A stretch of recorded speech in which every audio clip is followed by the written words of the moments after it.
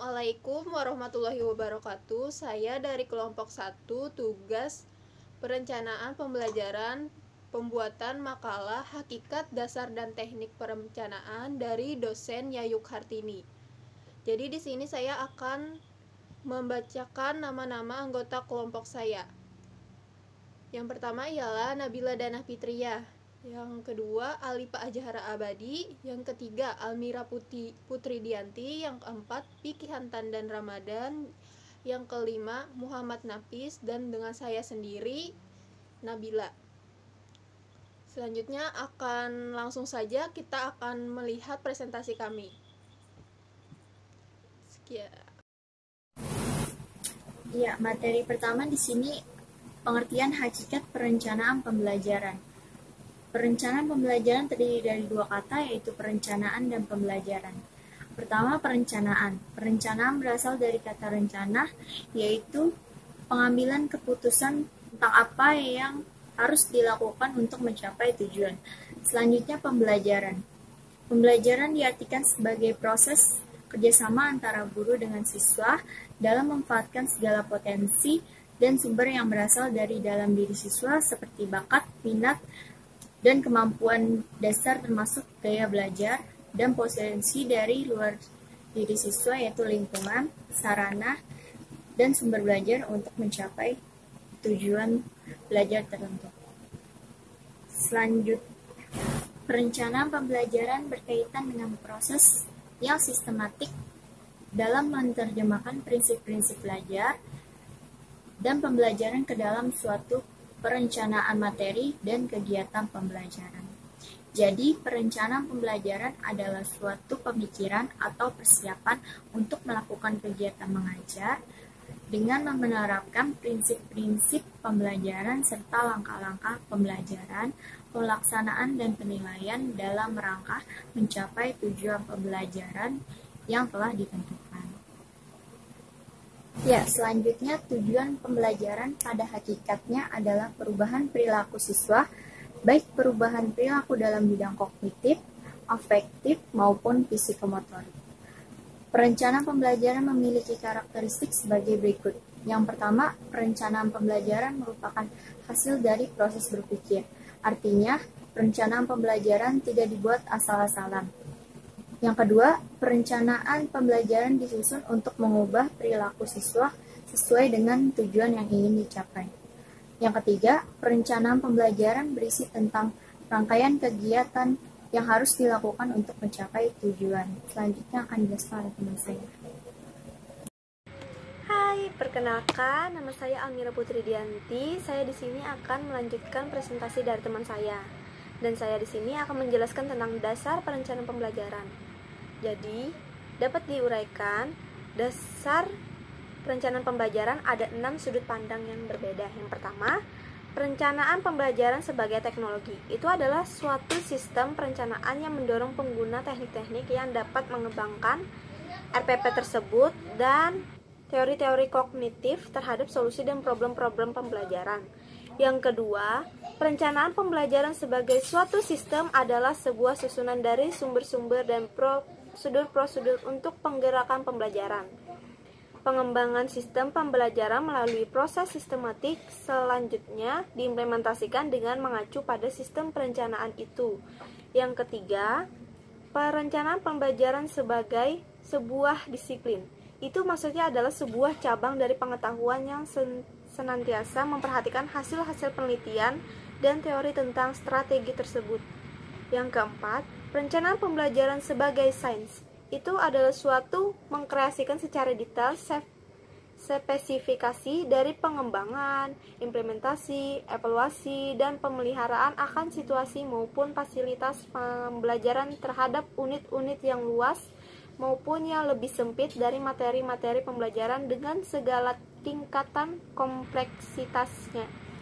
Yang kelima, perencanaan pembelajaran sebagai sebuah proses.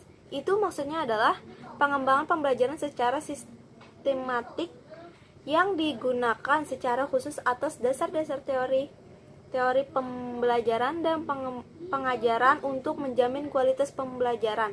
Dalam perencanaan ini dilakukan juga analisis kebutuhan dari proses belajar dengan alur sistematik untuk mencapai tujuan pembelajaran, termasuk di dalamnya evaluasi terhadap aktivitas-aktivitas pengajaran. Yang terakhir, keenam, perencanaan pembelajaran sebagai sebuah realitas adalah ide pengembangan yang dikembangkan dengan memberikan hubungan pembelajaran dari waktu ke waktu dalam suatu proses yang dikerjakan perencanaan dengan mengecek secara cermat bahwa keadaan telah sesuai dengan tuntutan sains dan dilakukan secara sistematik. Baiklah, terima kasih. Saya lanjutkan kepada teman saya untuk mempresentasikan materi selanjutnya. Bye-bye. Selanjutnya saya akan menyambung materi dari teman saya. Yang pertama yaitu ada 4 elemen atau dasar-dasar perencanaan pembelajaran yang harus dipersiapkan sebelum merencanakan sebuah pembelajaran. Yang pertama itu ada materi pembelajaran.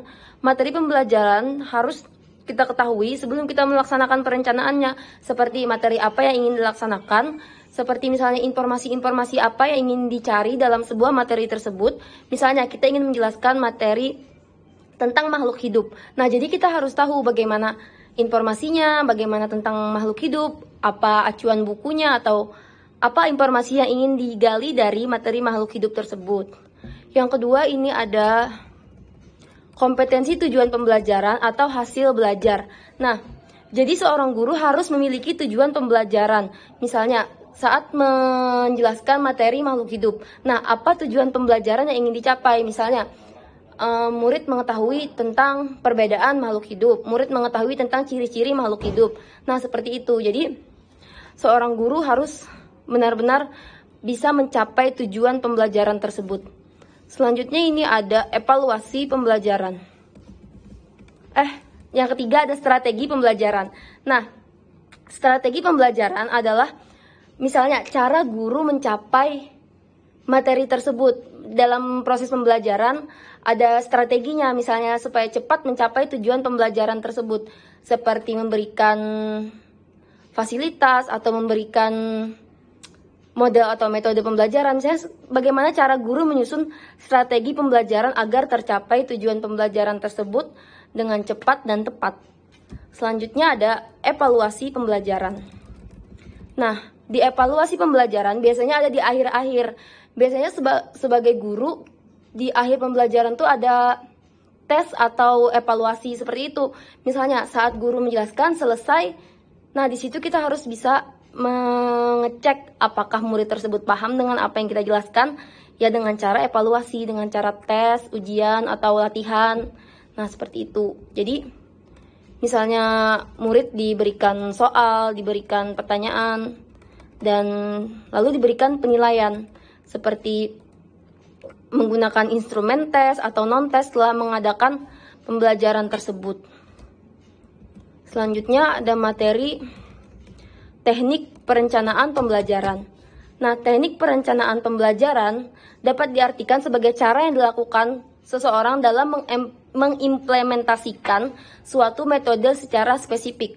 Misalnya, metode ceramah. Nah, jadi teknik perencanaan pembelajaran itu berisi tentang bagaimana cara menyusun perencanaan pembelajaran tersebut. Misalnya kita menggunakan metode ceramah. Nah, bagaimana apa yang disampaikan oleh guru, apa yang akan disampaikan, misalnya tata caranya. Misalnya kita menggunakan model problem based learning. Nah, jadi tata caranya digunakan di teknik tersebut. Kan tidak mungkin kita langsung menjelaskan, langsung menggunakan model tersebut, harus ada tata cara dan tekniknya. Seperti menggunakan metode diskusi. Nah, yang pertama kan kalau metode diskusi, kita harus mengumpulkan siswa menjadi beberapa kelompok. Nah, di situ tekniknya. Jadi, murid dituntut untuk berdiskusi dengan teman-temannya dan bekerja sama. Jadi, murid dapat dengan aktif berdiskusi, sehingga tercapai juga tujuan pembelajaran dengan cepat. Misalnya kan tekniknya, misalnya guru, kita kan pasti tahu apa ada murid yang aktif, murid yang pasif. Nah, di situ teknik perencanaannya.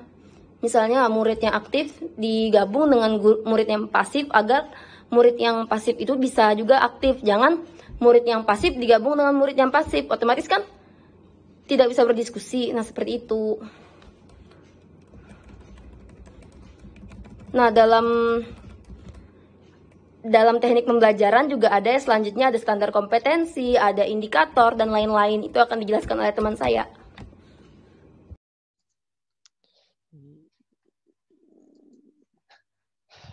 Ya, Assalamualaikum warahmatullahi wabarakatuh. Nah, di sini saya akan menjelaskan tentang standar kompetensi. Nah, standar kompetensi adalah kualifikasi kemampuan minimal atau kemampuan yang harus dimiliki oleh peserta didik yang menggambarkan penguasaan sikap, pengetahuan, dan keterampilan yang diharapkan dicapai pada setiap tingkat dan semester. Nah, selanjutnya ada kompetensi dasar. Nah, kompetensi adalah kemampuan dasar yang dapat dilakukan oleh para siswa pada tahap pengetahuan, keterampilan, dan sikap. Nah, kemampuan dasar ini dijadikan sebagai landasan melakukan proses pembelajaran dan penilaian bagi siswa. Yang selanjutnya ada kompetensi dasar dibuat oleh pemerintah pusat karena didasarkan atas kesetaraan sekaligus untuk menghindari terjadinya perbedaan di setiap penyampaian materi pokok di masing-masing tingkat suatu pendidikan. Nah, yang selanjutnya ada kompetensi dasar juga dimuat hasil belajar, yaitu pernyataan untuk kerja yang diharapkan setelah peserta didik mengalami pembelajaran dalam kompetensi tertentu.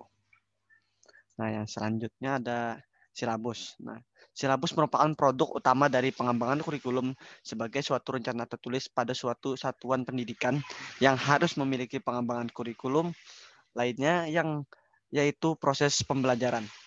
Nah, yang selanjutnya ada melalui silabus dapat ditelaah standar kompetensi dan kompetensi yang akan dicapai, materi yang akan dikembangkan, proses yang diharapkan terjadi, serta bagaimana cara mengukur keberhasilan belajar. Nah, manfaat dari silabus yang pertama ada sebagai pedoman atau acuan bagi pengembangan pembelajaran lebih lanjut, yaitu dalam penyusunan RPP. Nah, yang kedua ada sebagai ukuran dalam melakukan penilaian keberhasilan suatu program pembelajaran. Yang terakhir ada dokumentasi tertulis sebagai akuntabilitas suatu program pembelajaran. Ya, mungkin itu saja, sekian dari saya. Terima kasih. Ya, langsung saja saya akan menjelaskan tentang prosedur pengembangan silabus. Untuk memperoleh silabus yang berkualitas dan sesuai dengan prinsip-prinsip sebagaimana yang telah diuraikan teman saya tadi, diperlukan prosedur pengembangan silabus yang tepat. Prosedur pengembangan silabus yang tepat disarankan yaitu melalui 6 tahapan. Yang pertama ialah perancangan, yang kedua validasi, yang ketiga pengesahan, yang keempat sosialisasi, yang kelima pelaksanaan, dan yang terakhir ialah evaluasi. Langsung saja saya akan menjelaskan langkah-langkah pengembangan silabus. Yang pertama ialah tahap perancangan. Tahap ini diawali dengan kegiatan menganalisis standar kompetensi dan kompetensi dasar yang terdapat dalam standar isi. Dilanjutkan dengan menetapkan materi pokok pembelajaran. Pada kegiatan pembelajaran, indikator pencapaian kompetensi, jenis penilaian, alokasi waktu, dan sumber belajar yang diperlukan. Dalam tahap ini, biasanya menghasilkan draft awal silabus untuk setiap mata pelajaran. Nah, selanjutnya yaitu tahap validasi. Tahap validasi ini dilakukan untuk mengetahui apakah draft awal yang dihasilkan silabus yang telah tersusun itu sudah tepat atau masih memerlukan perbaikan dan penyempurnaan lebih lanjut, baik berkenaan dengan ruang lingkup, urutan penyajian, substansi materi pokok, maupun cakupan isi dalam komponen-komponen silabus lainnya. Tahapan validasi ini dilakukan dengan cara meminta tanggapan dari pihak-pihak yang dianggap memiliki keahlian untuk itu, secara ahli, keilmuan mata pelajaran. Apabila setelah dilakukan validasi ternyata masih banyak hal yang perlu diperbaiki, maka sebaiknya dilakukan penyempurnaan atau perancangan ulang sampai diperoleh silabus yang siap diimplementasikan. Hal ini terutama sekali apabila silabus itu dikembangkan oleh satu tim yang dibentuk dari perwakilan beberapa sekolah yang hasilnya akan dijadikan acuan oleh guru dalam penyusun perencanaan pembelajaran. Selanjutnya ialah yang ketiga, pengesahan. Tahap ini dilakukan sebelum silabus diimplementasikan dengan tujuan agar memperoleh pengesahan dari pihak yang dianggap kompeten. Tahap pengesahan ini merupakan pertanda bahwa silabus tersebut secara resmi sudah bisa dijadikan pedoman oleh guru-guru dalam menyusun rencana pelaksanaan pembelajaran. Nah, yang keempat ialah sosialisasi. Nah, pada tahap sosialisasi ini dilakukan terutama apabila silabus dikembangkan pada level yang lebih luas, maka dilakukan oleh tim yang secara khusus dibentuk dan dipercaya untuk mengembangkannya. Maka silabus yang dihasilkan dan telah disahkan tersebut perlu disosialisasikan secara besar dan tepat kepada guru-guru pelaksanaan kurikulum.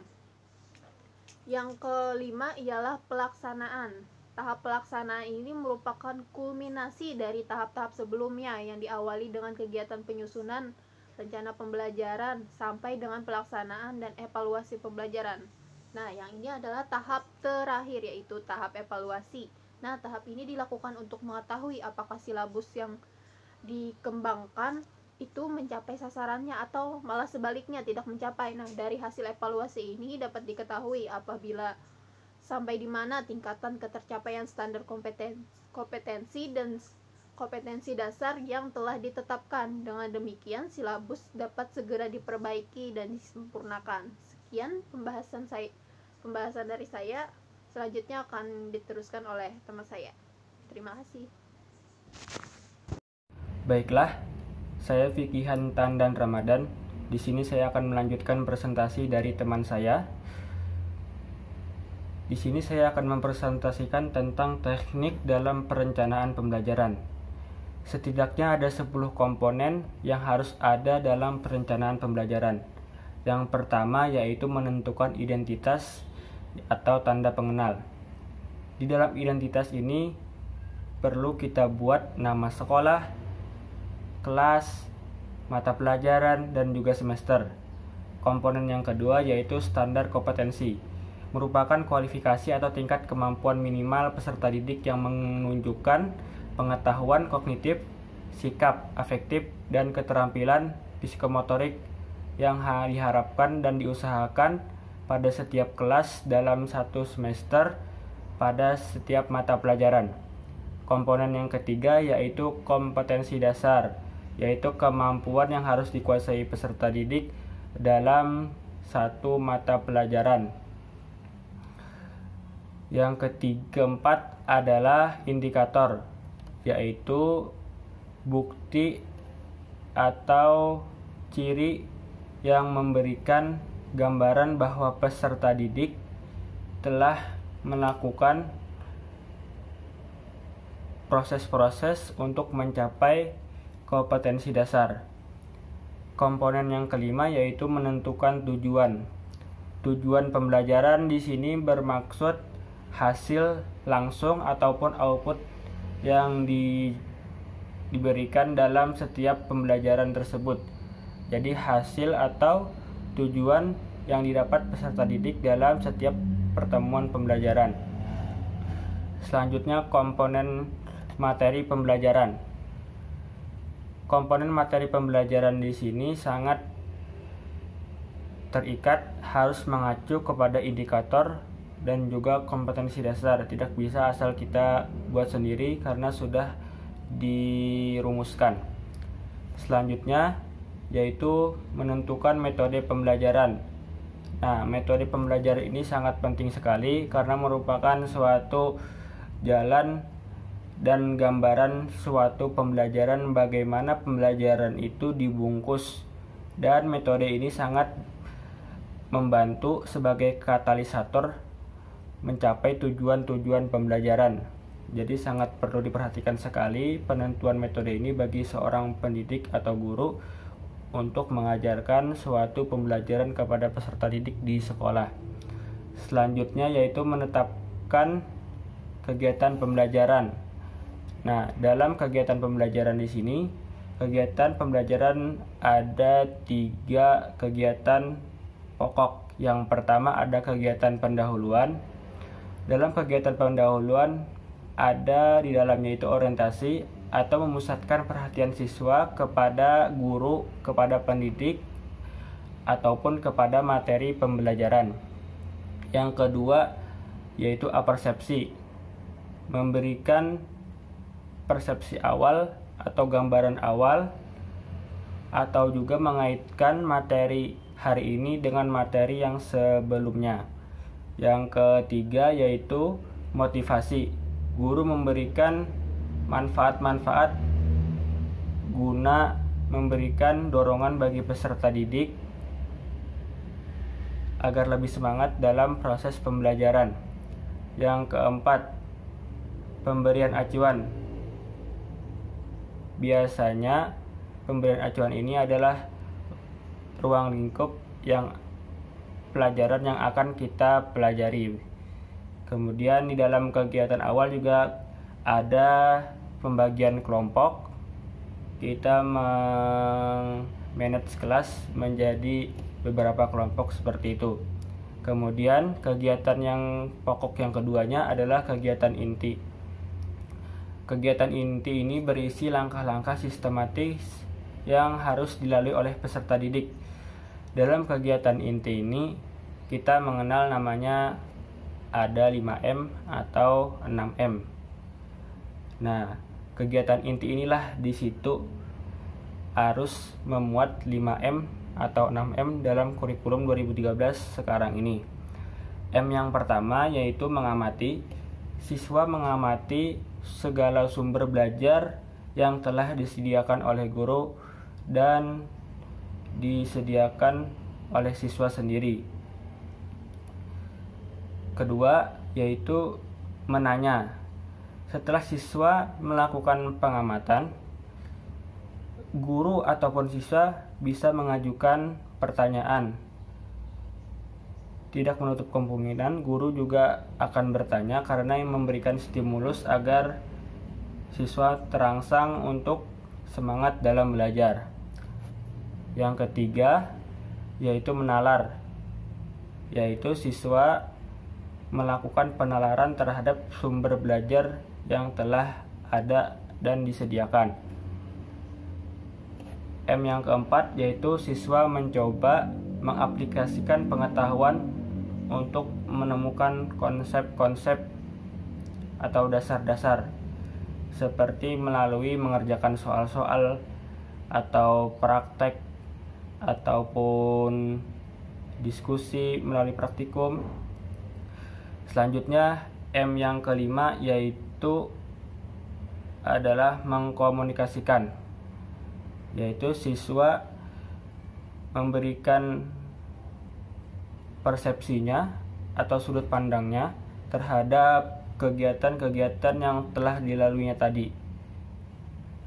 Selanjutnya ada kegiatan penutup dari kegiatan terakhir ini, yaitu guru mengarahkan siswa untuk membuat kesimpulan atau hasil rangkuman.